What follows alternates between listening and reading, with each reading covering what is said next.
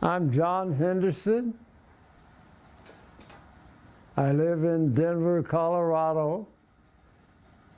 I've lived here since August of 1959. I'm an architect by profession. By the way, I'm the first African American registered architect in the state of Colorado. I was registered initially in August of 1959. I retired from the profession in October of 1981. After retiring, I decided that I needed something to do to keep me occupied, to keep me busy. And so I decided that I've always wanted to be around beautiful things, beautiful objects, artwork, books, furniture, sculpture, things like that. And so I thought possibly that one of the sources of my exposure could be importing items from Africa, from East Africa, from West Africa, from South Africa, from many of the countries in Africa. It's a little unusual in my adventures that I've found that there are a lot of people in this country that are not very familiar with Africa. Africa being a continent. Actually, Africa is 3 times as large as the United States.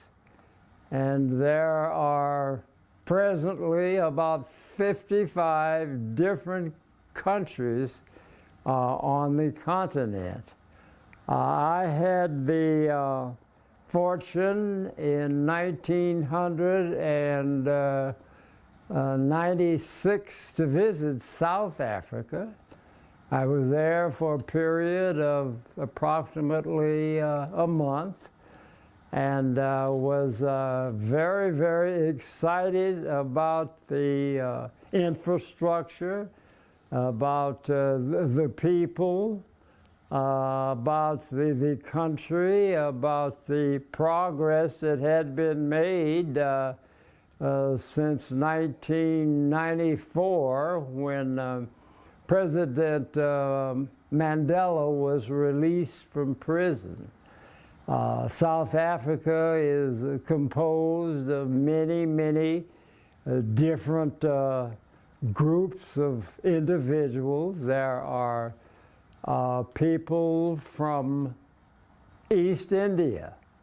The people from East India were brought into South Africa in the late 1800s to work in the cane fields. They cut the cane, they loaded the cane, and they sent the cane to the refineries to be processed. Of course, the British, the Dutch were initially responsible for being a part of South Africa. And during the time that they were there, many of them intermingled with the black South Africans, and they produced a group of individuals that they referred to as colored. They are extremely light in complexion. They have very, very distinctive features. And they are a part, of course, of the landscape. They are the Boers, they are the Afrikanos, they are the South Africans. There are quite a few Jewish people also in South Africa. I had an interesting time in South Africa. It was to my advantage to be who I am and to be able to meet and mingle with many different groups in South Africa. I had corresponded with a woman who worked for the Durban Art Gallery, and I was to meet her when I arrived, and she was to take some time off to show me the city, to show me Durban, South Africa in particular.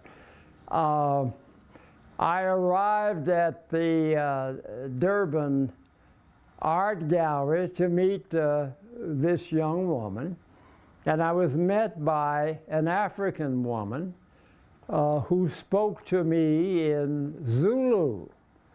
And of course, I didn't understand Zulu, and she kept speaking to me in Zulu. And she kept looking at me, and she kept saying other words in Zulu. And the conversation went on for quite a while, and I'm smiling, and I'm bowing my head, and she's looking at me and still talking Zulu. Well, that was on a Wednesday, and on Friday I was invited to a function at the Durban Art Gallery, and I met this woman whom I had talked to initially, and she approached me and said to me, "You came to my gallery on Wednesday, and I spoke to you in Zulu, and you looked at me, and I said to myself, what's wrong? What's wrong? What's wrong with this man? I am speaking Zulu to him, and he does not speak Zulu back to me." And she said that, well, it was after some time later I realized that you were not Zulu and that you were from the United States and had no idea what the Zulu language was. On one occasion, I went to a shop that provided information as to how to find various things in the country. And I spoke to some young black women who were in charge of some of the activities in the shop. And I told them what my problem was. I was looking for a location for Zulu baskets. I knew that the baskets were available, but I didn't know how to get to them. So after I had spoke to these women, they gave me some instructions and some information. A little white woman walked up to me and said, "I heard you speaking to these salespeople here, and I am wondering who you are, where you're from. Your language, your English is so perfect, and I was just wondering perhaps if you might be one of those famous movie stars from Hollywood." And of course I told her that no, I was not, that I was from the United States. And so I told her that usually in our country, when we get a compliment of some kind, we usually give a small coin to the individual. So I ran my hand in my pocket and found a rand. A rand is a means of currency in South Africa, and a rand at that time was worth about 25 cents. So I gave her the 25 cents and said, "Thank you very much for the compliment." In shopping in South Africa, I noticed that on so many occasions, the people, the sales individuals at the hamburger joints, at the restaurants, would say something and refer to a word that was Barbie. Barbie. They would say so and so and so and so Barbie. And I wondered, what are they talking about, Barbie? And eventually I found out that because of my age and because of my stature, that I was being referred to as a reverend, as a person of authority, of an older person that should receive a certain amount of respect. And I felt very, very good about that. On one occasion, I had gone to a shop to purchase some items, and the woman that was in charge decided that it would be to my advantage to have the young man, their driver, take me around to some of the villages outside of Johannesburg. And one of the villages that I went to was the Indabele village. And I bought several items from people in the village. And the young man that took me around to the location later said to me, Mr. John, we appreciate you being in our country so much, and we look upon you as not being a foreigner from another country, but we look upon you as being one of us. And that just made me feel so great. Well, to get along with the story, I retired in 1981 and started the shop. I had a difficult time finding the merchandise. I contacted African embassies in this country and was able to make some contacts. There were vendors that would come to my shop occasionally, and I'd purchase items from them. And of course, the trip that I took to South Africa was primarily to find Zulu baskets. Along with the Zulu baskets, I found a tremendously sizable number of other items. After I closed my shop in November of 2014, I decided that I would have to get rid of the inventory that I have. I could bring it home, I could keep it here, but I felt that with the things that I had, it may be to my advantage to try to find a small African American college that was starting or would like to have the items that I had. So I contacted Xavier University of Louisiana in July of the year 2016, and found that they would be very, very interested in what I have. So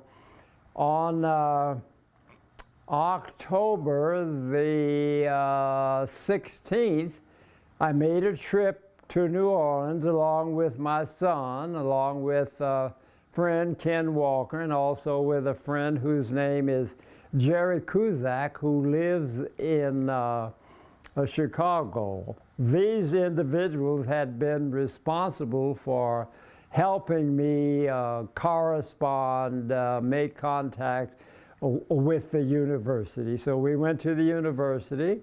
We established 3 small scholarships, one in my wife's name, my deceased wife's name, one in my father's name, and also a scholarship in my mother and my aunt's name. So we did that. We also provided a small amount of money to the university. The inventory from the shop that I closed in November of 2014, we talked to individuals in the art department, and they were just so happy that there was someone who was going to help them start a gallery of African artifacts. So in November of 2016, we shipped between 125 and 150 items.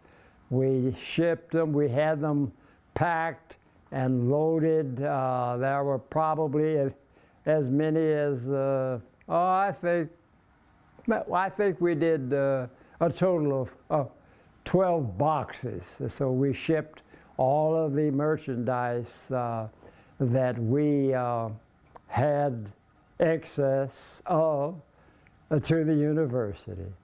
And it was received, and they have been in correspondence with us, letting us know how happy it was to have us be benefactors for their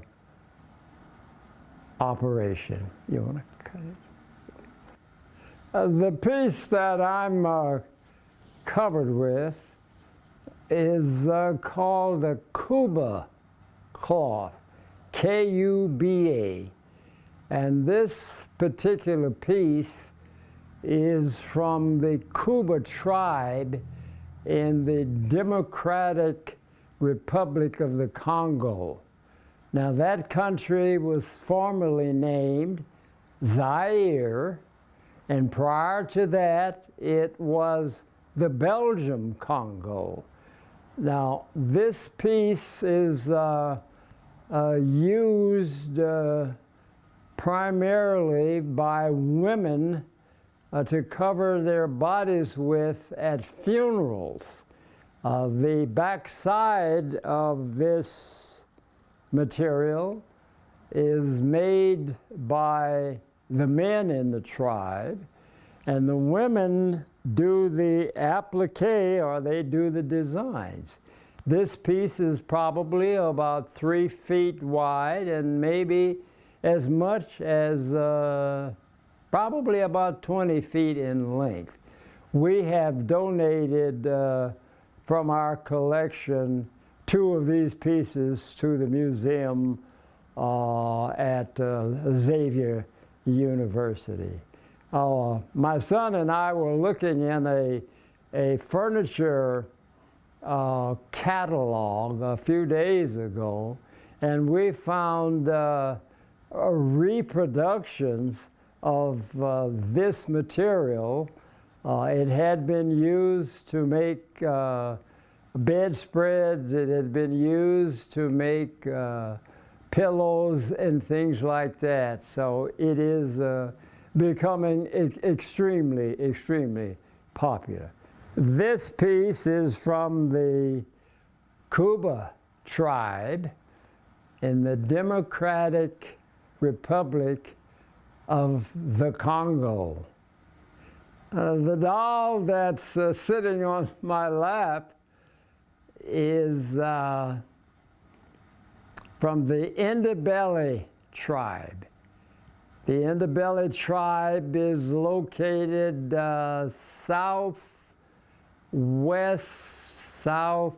southeast of Johannesburg, South Africa, probably 75, maybe at least 100 kilometers. This particular doll I purchased, and the company that I purchased it from indicated that they wouldn't ship it because of the size. And it was such a beautiful piece, I decided that if they could pack it for me, that I would hand carry it all the way back to the United States. Now, this is a ceremonial doll.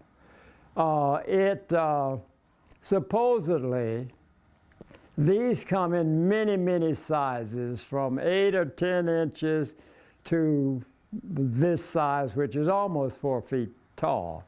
And it is indicated that this particular doll, or this particular style of doll, is requested to be made by one of the women doll makers, and the young man that requests this doll will take it and place it on the doorstep of a young lady that he is interested in, maybe not seducing, but a young lady that he's interested in becoming more familiar with.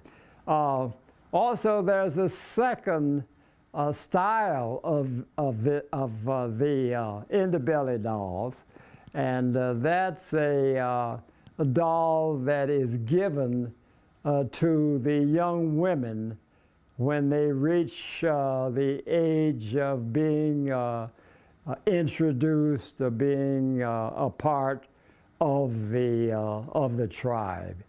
Ndebele, Ndebele. The women in the Ndebele tribe do a fantastic job of painting their houses. They paint them all kinds of colors to decorate them, to show their interest in art.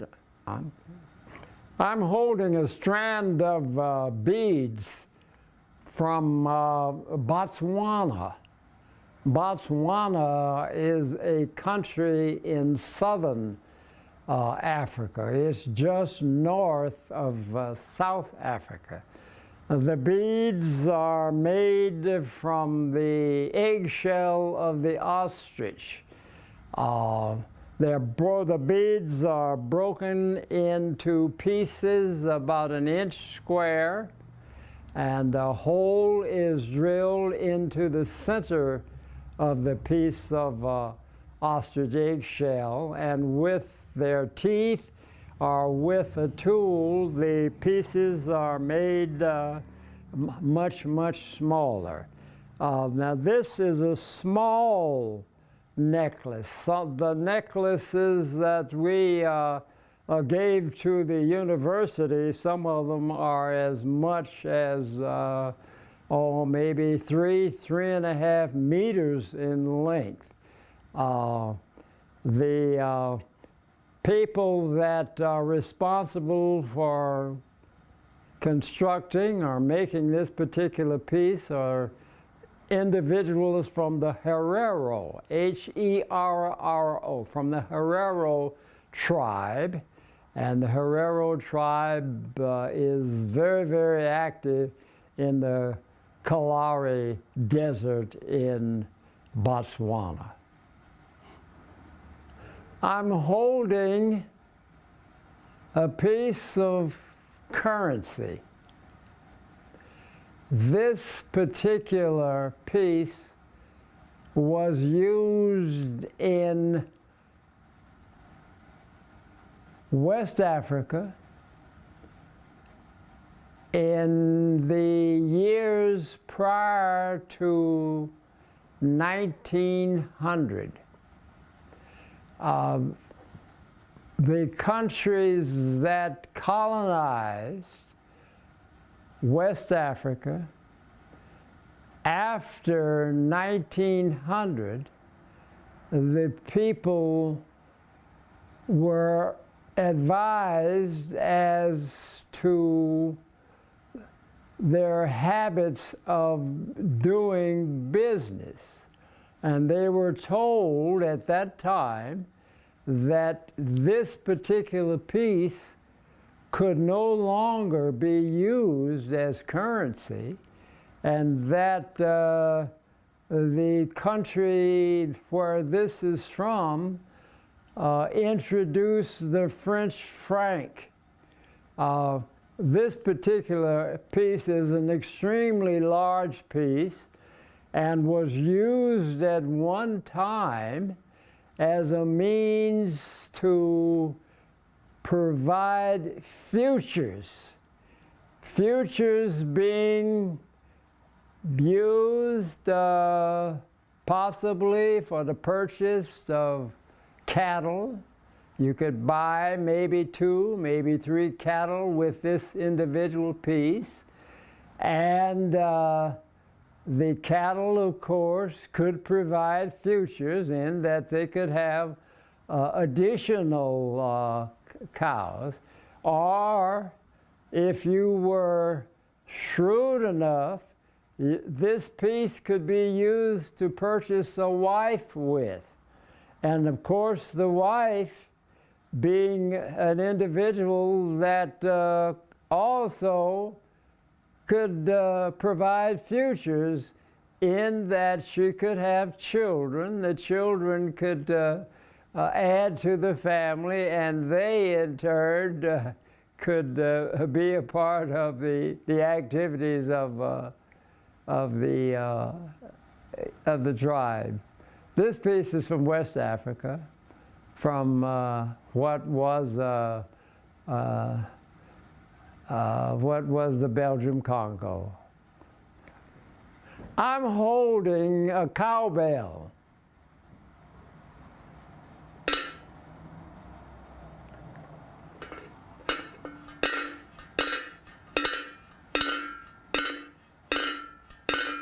This cowbell is from Tanzania. Some people refer it to as Tanzania. This cowbell belonged to members of the Maasai tribe, M-A-A-S-A-I. The Maasai men are great herds people for cattle. They are great lion hunters, and the men are usually very, very tall, very statuesque. Also, when they go to hunt lion, I have seen photographs of them on their way to hunt the lions, and they take a very, very small or medium-sized flower that has a beautiful scent, and they place it under each armpit so that when they go into the forest looking for the lions, the smell of the flower will distract the lion. It is not able to realize that it is being hunted.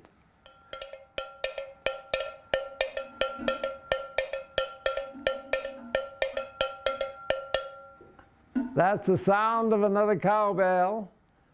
This cowbell is from East Africa, and it is from Kenya.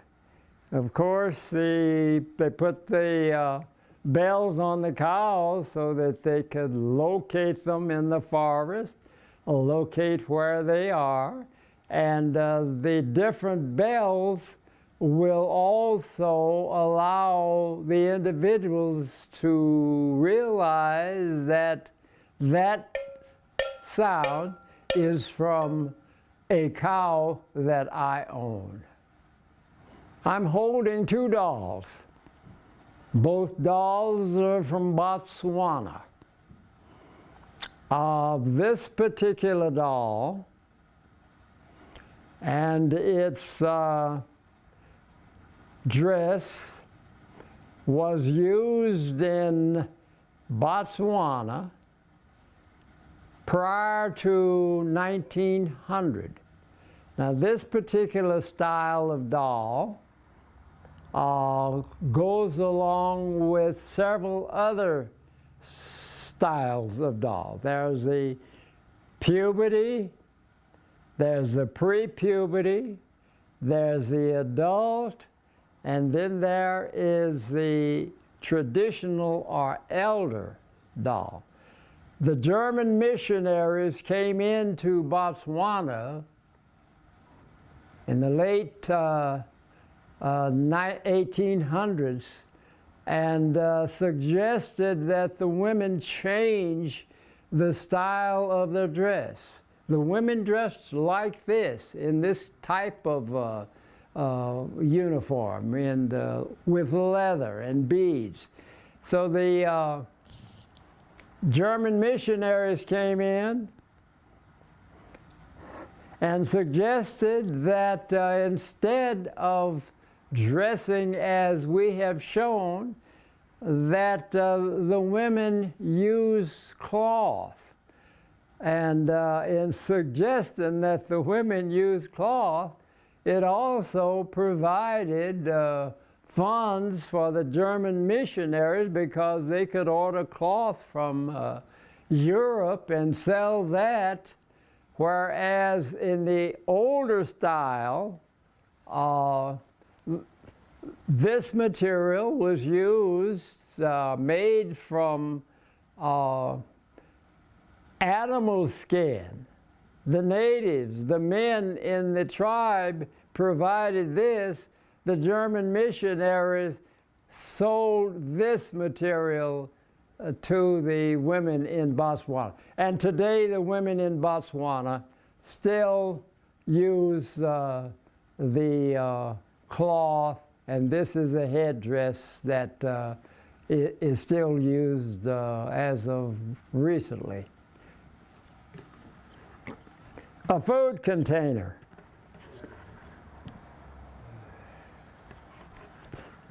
Made out of one piece of wood. You can look inside and see where it has been used. One of the types of food that is pretty prevalent in Africa, depending on the country, the reference to the material, the food, it's called, in many countries, it's called mealie meal. Mealie meal is a product that's made from maize, made from corn, and is ground extremely fine and boiled in water and served with salt and pepper and possibly a little piece of meat if that's available. Now in Louisiana, there is something that's so similar to mealie meal that we call grits. Grits is a corn product that's served with, it's boiled in water for sometimes for an extremely long period of time, and it is eaten with salt, with pepper, with butter, with gravy, with meat, and cheese also is a part of the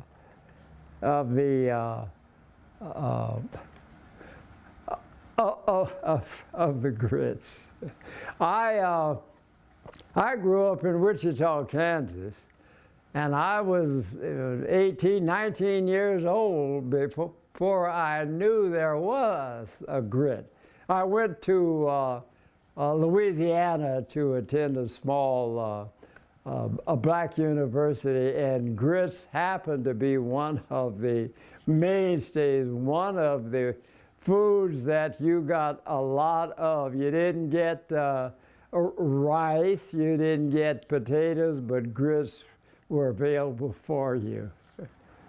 I'm holding a basket is made by the Zulu tribe, made by a woman in the Zulu tribe. This basket is referred to as a beer basket, beer basket. And when I first received these kinds of things in shipments from the Zulu tribe, I wondered how could a basket hold beer? And then after I looked inside, and I noticed that they were woven so closely that when water is placed in, or beer or liquid of some kind is placed in this container, the palms that they're made from will swell and the beer stays cool. Now the beer is made from sorghum. Sorghum is grown in Africa. Sorghum, when I was growing up, my grandparents in Louisiana used to ship us every year. They used to ship us 1 gallon of sorghum molasses. I didn't necessarily care for it, didn't like the color, didn't like the taste, but we received sorghum from grandparents in Louisiana.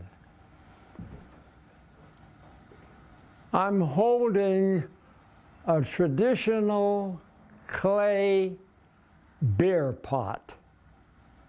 This pot is a drinking pot. It's a pot for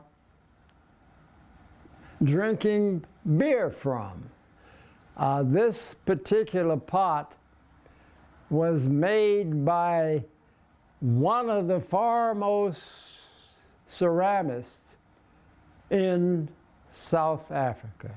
Her name was Nesta Nala. She died a few years ago. And this pot, which is so a little larger than a grapefruit, I have seen these on the internet for prices of $250, maybe $300. They're made from clay. They're coiled. They're made in a coil shape. The clay is mixed, put in a coil shape, and she smooths them down. And after they're made, they are placed in her house, or the village, in the village where she lives, and it's allowed to dry for 7 days. And after 7 days, it is brought outside, and a fire is made with corn shucks and with cow dung, and it is then smoked and is given this beautiful patina. Another piece of currency. This particular piece of currency is from Nigeria. It's called hoe, H-O-E. Looks like a hoe, can be used as a hoe, but this was used in Nigeria prior to 1900, when the English in Nigeria changed the kind of currency to the sterling, the sterling. And after that, these pieces were just used as decoration. I'm holding a gong, G-O-N-G.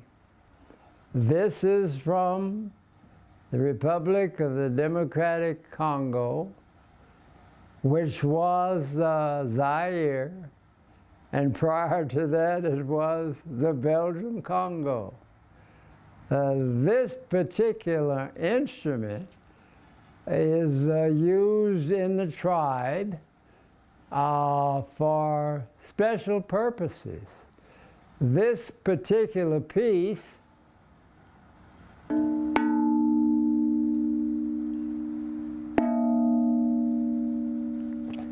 This particular piece, the gong, is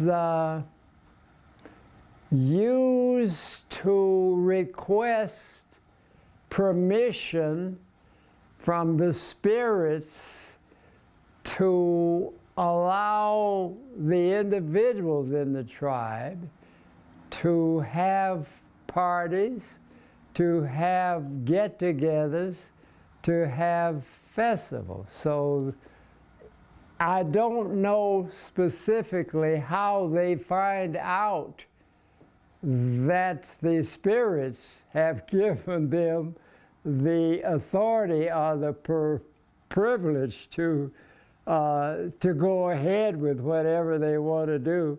But these made of iron, and iron was introduced into Africa, I don't know, 7, 8, maybe 1,000 years ago.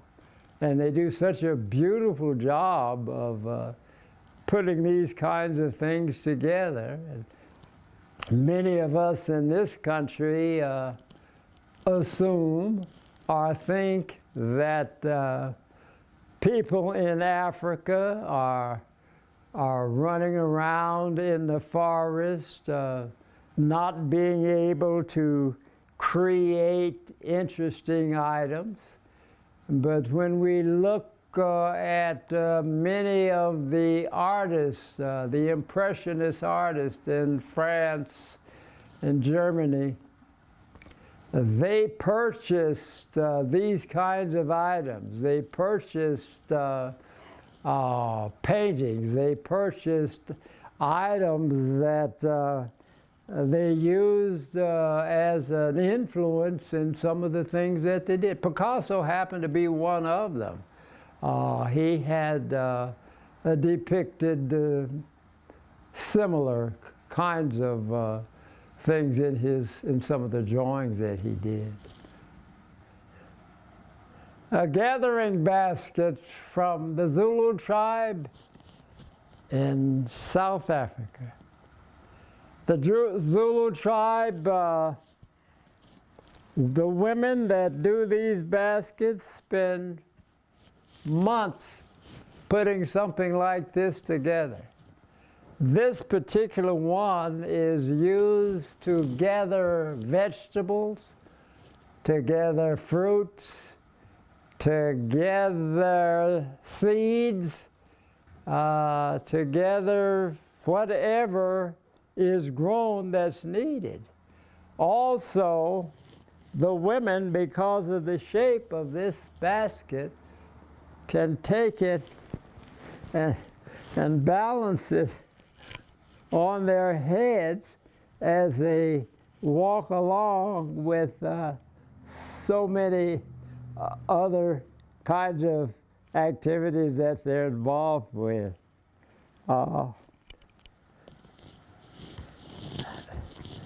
Well, that's the inside. This is what they're like on the outside. These come in many sizes. This happens to be one of the larger ones and one of the better made ones also. I'd like to thank you for taking your time to watch a portion of my life. I'd like to thank you also for being interested in the kinds of items that I have provided for Xavier University of Louisiana. The items that I have showed you today are all from my private collection. I have a smaller collection that I will eventually provide to Xavier, but since we had shipped the 125, 150 items to them in November of 2016, we only had a small number of things that we could be responsible for making a part of this video.